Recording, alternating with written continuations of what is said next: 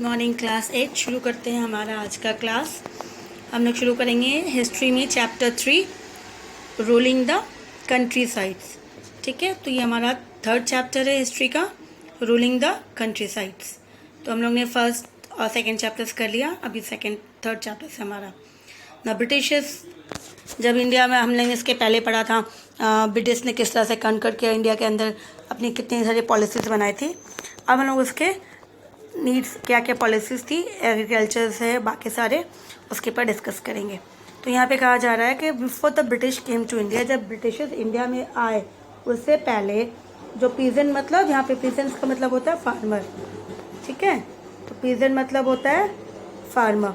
तो यहाँ पे पीजेंट्स जो भी थे उनका कंडीशन जो था वो बहुत ही अच्छा था, वेरी गुड कंडीशंस, और वो बहुत ही अच्छी लीड अपनी लाइफ जो थी वो पीसफुली इंजॉय कर रहे थे।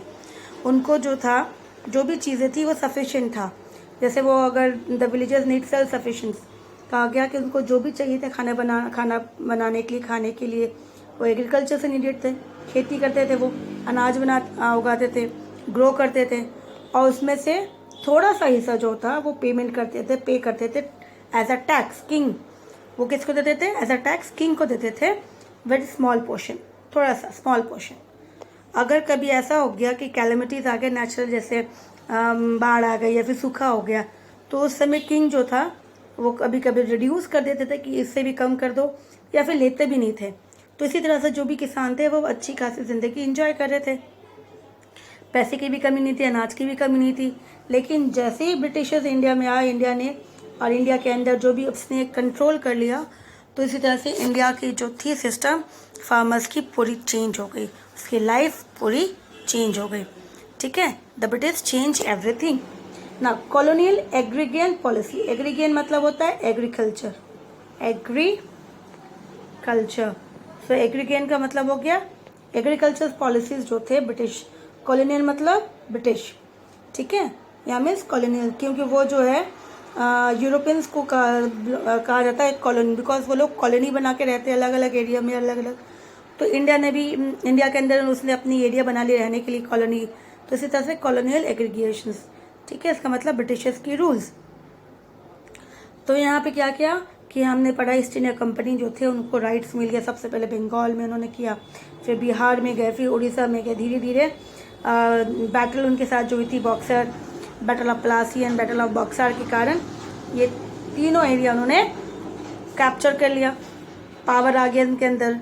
फिर the company they needed money to buy goods, तो जब उनको पैसे चाहिए थे सामान खरीदने के लिए, तो उन्होंने सोचा कि अब हमको क्या करना चाहिए, एडमिनिस्ट्रेशन, अपने को रूल करना चाहिए, ताकि अपनी इतनी बड़ी जो लोग हैं उनको पेमेंट करना है, आर्मी जो है उनको पेमेंट करना है, तो हम पैसे कहाँ से लाएं।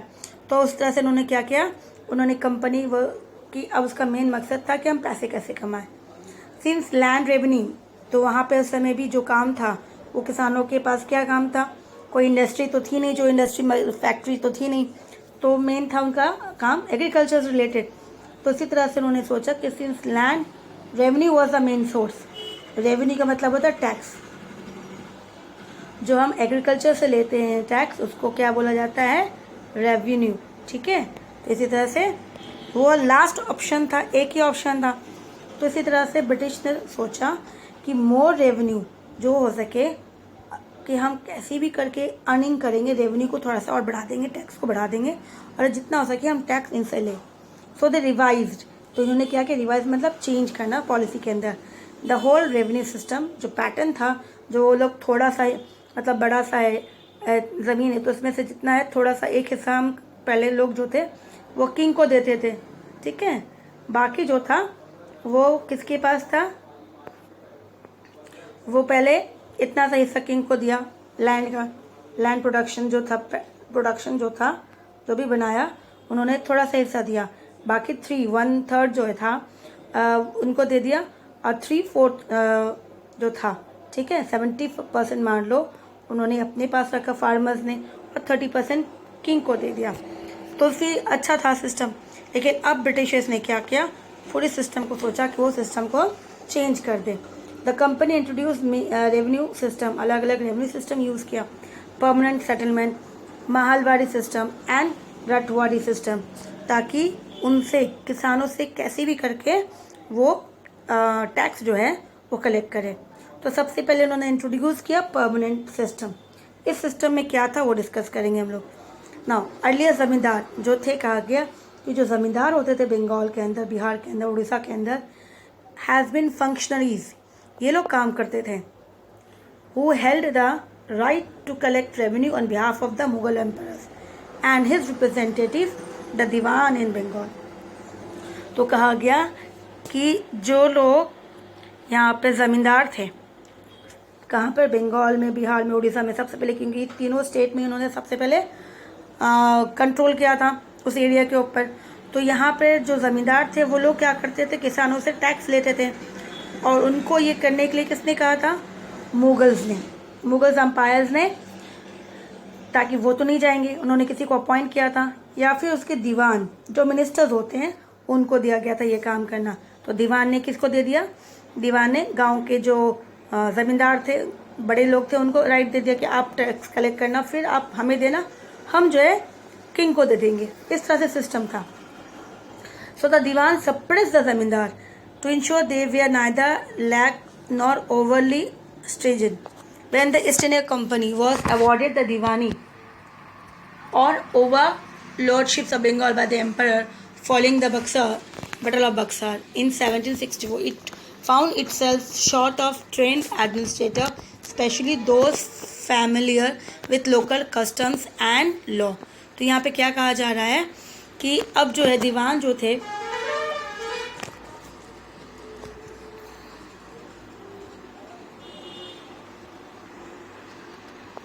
अब यहाँ पे दीवान क्या करते थे, दीवान का मेन काम था कि वो ज़मींदार को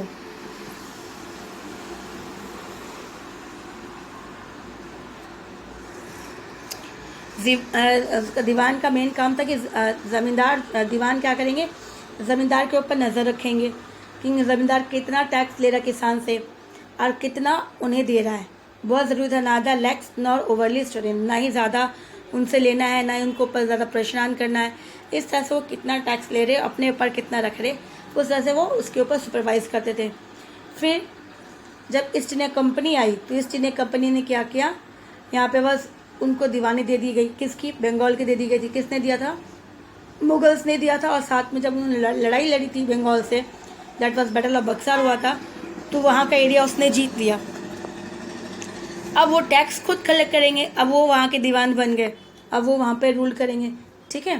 तो इसी तरह से बंगाल्स की तरह उस तरह से पूरा एरिया जो था अब ब्रिटिशर्स के अंडर में आ गया। It self short of train, लेकिन देखा गया उसके पास जो भी लोग थे उनके पास वो तरीका नहीं था किस तरह से लोगों से टैक्स कलेक्ट करना, इस तरह से स्पेशली दोज फैमिलियाँ, क्योंकि जो लोग विथ लोकल कस्टम्स और लॉ जो था पुरानी उसके अकॉर्डिंग करना, और लोग वो बहुत दिक्कत होने लगी उनको। So as a result land holder were unsupervised और reported to corrupt and indolent officers. तो देखा गया कि अब जो लोग जिनको उन्होंने रखा था ब्रिटिशर्स ने, कहा गया वो ट्रेंड नहीं थे, फिर वो फैमिलियर थे लोकल कस्टम्स कि वहाँ पे लोग क्या करते, लॉ क्या करते हैं, कैसा है। तो इस तरह से कहा गया कि वो लोग ने भी चीटिंग करना शुरू किया, मतलब पेमेंट टैक्सेस लेते थे लेकिन करेक्टली टैक्स जो था वो किंग उसको ब्रिटिशर्स को नहीं देते थे। तो as a result land holder जो था वो उसको भी ऊपर सुपरवाइज करने के लिए रखा गया, देखा गया तो वो भी करप्ट निकला, चीटिंग करने लगे वो भी, और अलग अलग ऑफिसर्स जो थे झूठ बोलने लगे इसी तरह से। So the result was that the revenue was extracted without regard for future income और लोकल वेलफेयर। तो देखा गया सब ने जो था सिर्फ और सिर्फ किसको लूट रहे थे, वो किसानों को लूट रहे थे, टैक्स ले रहे थे, लेकिन किसी ने उनके बारे में, उनके भविष्य के बारे में, उनके लिए कि अगर सोचो कि अगले साल फसल नहीं हुआ तो बेचारे क्या खाएंगे, किसान क्या खाएंगे, किसी ने इसके बारे में नहीं सोचा। सभी ने सिर्फ और सिर्फ अपने लिए सोचा और अपने लिए पैसा इकट्ठा करना शुरू कर दिया। Many appointed as tax farmer absconded with much revenue as they could during the time period between inspections. अब जितने सारे टैक्स फार्मर जितने सारे थे अपॉइंट किया था रेवेन्यूज कलेक्ट करने के लिए, much as revenue as a could during time, देखा गया बिटवीन इंस्पेक्शंस के काम कि वो लोग सही नहीं है, वो लोग कुछ ना कुछ धोखा कर रहे कहीं ना कहीं से। So the British parliamentary took note, तो ब्रिटिश पार्लियामेंट ने क्या किया, एक नोट लिखा of the disasters consequence of the system, कि जो ये इतना सिस्टम जो बनाया ये एकदम इसका फेल है, इसका रिजल्ट कुछ नहीं हो रहा, वो एकदम सबसे फेल हो रहा है, तो हमें क्या करना चाहिए, हमें कुछ और करना चाहिए। So in 1784 the British prime minister जो थे William Pitt the younger director the Calcutta administrator to alter its immediately, उन्होंने कहा इस सिस्टम को हमें अभी चेंज करना है, ये सिस्टम एकदम बेकार है, सही नहीं चल रहा है। तो 1786 में चार्ल्स कॉर्नविल्स आए, was sent out to India, उनको यहाँ इंडिया भेजा गया ताकि वो रिफॉर्म करे, कुछ चेंजेस करे इस सिस्टम के अंदर, वो चेंजेस करे, प्रैक्टिस जो भी थी उसको चेंज करे। फिर परमानेंट सेटलमेंट, अब यहाँ पे देखो कहा गया 1789 में east India company court of director जो थे उन्होंने सबसे पहला फर्स्ट प्रपोज उन्होंने कहा कि हमें एक सिस्टम शुरू करना चाहिए, उसका नाम दिया permanent settlement. Changing the policy then being followed by Calcutta, जिस तरह से कैलकाटा में जो फॉलो हो रहे थे उसको उसके बेस पे विच वे अटेम्प्टिंग टू इंक्रीज टैक्सेशन, जिससे ज़मींदार जो थे उससे टैक्स ले रहे थे उस सिस्टम को, उसे बंद करके। बिटवीन 1786-1790 में न्यू गवर्नर जनरल जब कॉर्नविल्स आए एंड सर जॉन शोल्स, इन लोगों ने एंटर्ड अ हीटेड डिबेट, दोनों के बीच में बहुत अच्छी खासी लंबी बहस चली ओवर वेदर और नॉट टू इंट्रोड्यूस, ताकि एक ने कहा कि हमें ये नया सिस्टम इंट्रोड्यूस करना चाहिए और ज़मींदार के साथ करना चाहिए, दूसरे ने कहा कि नहीं हमें नहीं करना चाहिए, ठीक है, टू बी श्योर। तो जो सर जॉन शोर थे argue that the native zamindar would not trust the permanent settlement to be permanent and that would take time before their reliance was genuine. तो उन्होंने क्या, शोर ने कहा कि जो ज़मींदार है उन्हें ये समझ में नहीं आएगा कि परमानेंट सेटलमेंट जो पॉलिसी वो कैसा है और हमें कैसा करना चाहिए, इससे तो अच्छा है जब तक उसको समझ में आएगा तब तक बहुत देर हो जाएगी हमें ये। तो इस तरह से उनके बीच में जो बहस हो रही थी। So the main aim of the introduction of the permanent settlement was to resolve the problems of aggregate crisis, इसका मेन मकसद यही था कि जो भी प्रॉब्लम हो रही थी किसानों को, क्योंकि परेशान कौन हो रहा था, किसान, सारे लोग अलग अलग उनसे यही पैसे ले रहे थे, तो इस तरह से जैसे फेमाइन आया, सूखा आ गया, तो बेचारे लोग जो है उनके पास अनाज नहीं है तो वो टैक्स कैसे बनेंगे। So which had resulted in low agriculture, और साथ साथ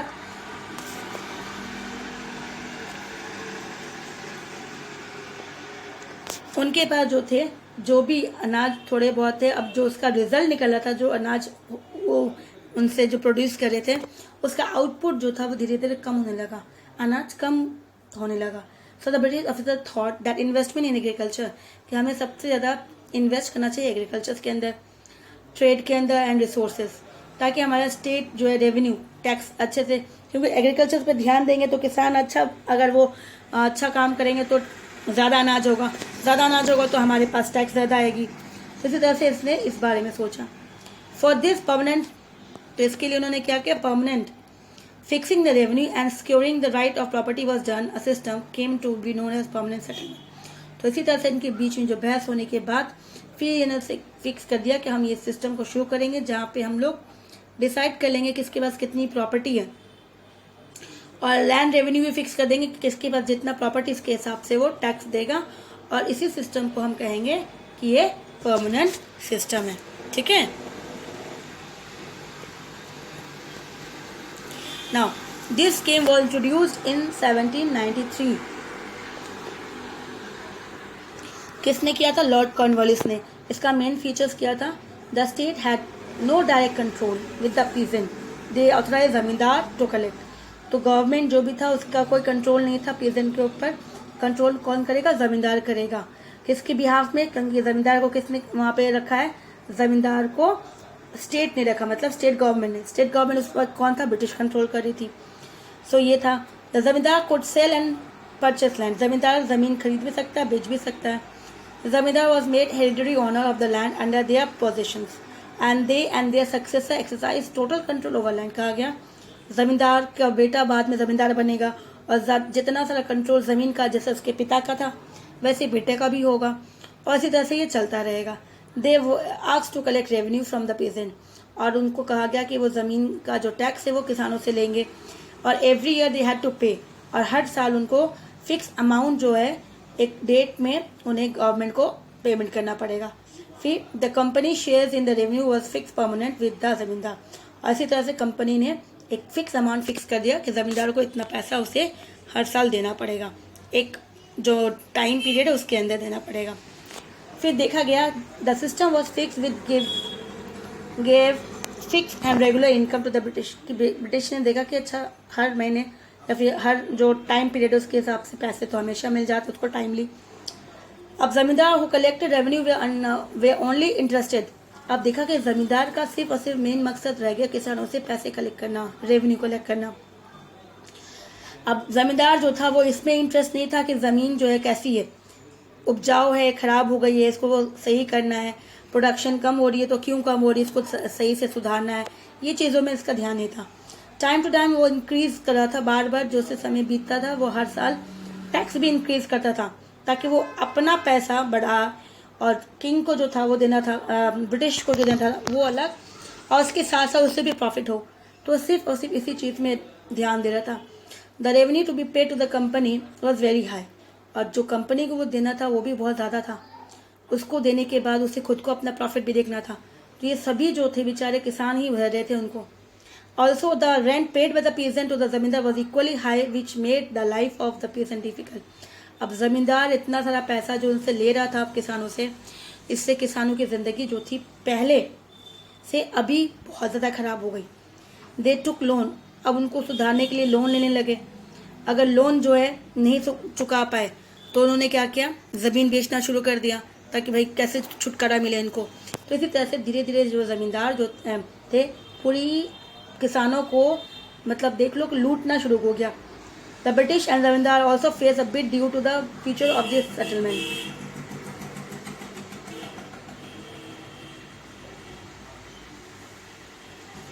ना अब यहाँ पे कहा गया द ब्रिटिश और ज़मींदार को भी कभी कभी प्रॉब्लम से, जैसे कि अगर फसल हुआ ही नहीं, ठीक है ना, क्योंकि ड्रॉट आ गई, सूखा पड़ गया, अनाज है ही नहीं किसानों के पास तो वो कहाँ से देंगे। लेकिन ज़मींदार को कहा गया था कि कुछ भी हो लेकिन उनको हर साल पैसे देना पड़ेगा ब्रिटिशर्स को। So the zamindar was failed to pay the revenue to the company lost their title of zamindari. अगर किसी ने ऐसा करना वो नहीं दे पाया तो उससे ज़मींदारी सिस्टम छीन ली जाएगी। When production increase the company never benefited from it. लेकिन जब प्रोडक्शन अगर अनाज बढ़ जाता था किसानों का तो उससे किसानों को फ़ायदा किसको होता था, ज़मींदार को, ब्रिटिशर्स को नहीं होता था क्योंकि ब्रिटिशर्स का फिक्स अमाउंट था उसको देना था। Also they could not increase the revenue as it was fixed. और वो भी अपना रेवेन्यू इंक्रीज नहीं कर सकते थे क्योंकि वो उन्होंने फिक्स रखा था। So the permanent land revenue system involve 3 parties. तो हमने क्या देखा, ब्रिटिश, फिर ब्रिटिश किसको दिया ये राइट्स, दिया ज़मींदार को। ज़मींदार किससे लेगा, पीजेंट से लेगा। तो यहाँ से 3 लोग इन्वॉल्व हो गए, ब्रिटिश, ज़मींदार और पीजेंट। तो कहा जा रहा है इसमें 3 पार्टीज हो गए, government, zamindar and peasant. As per this settlement the role of the government and zamindar was fixed but the role of the peasant was not at all defined and the peasant were put at the mercy of the zamindar and thus they were most affected to this settlement। तो इसी तरह से British, ज़मींदार और peasant ये फ़ायदा उठा रहा था, सबसे ज़्यादा ये फ़ायदा उठा रहा था। फिर ये लेता इनसे पैसा, फिर लेने के बाद ये ब्रिटिशर्स को देता, तो सबसे ज़्यादा फ़ायदा ये उठा रहा था।